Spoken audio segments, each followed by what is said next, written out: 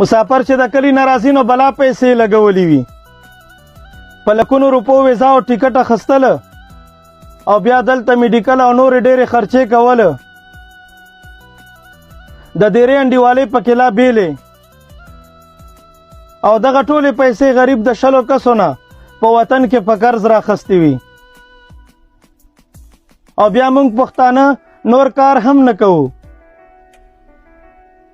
بس لیسنس ته مسترګې وي، ځکه چې تعلیمونه موږ نه کوو او نه مو څه سکیل او هنر زده وي.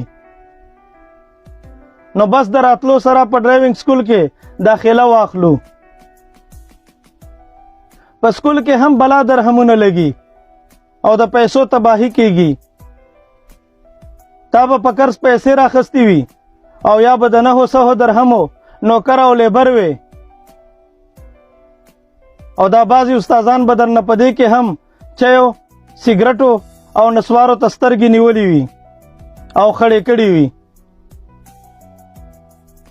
ستا بدن او بدن ټول خوله خوله وي او وجود به دې د سختې مزدورۍ د لاسه مات وي، شوګیره به دې کړې وي.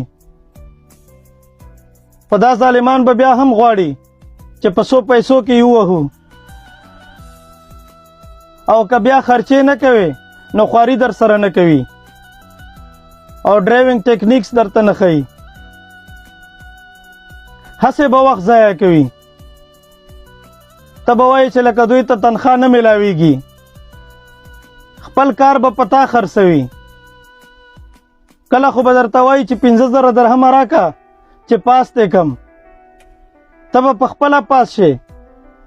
خدای به وایي چې دا خو ما پاس کړی، ګنستانه خبره خطا وه، او دغه حرامې پیسې به جیب کې واچوي.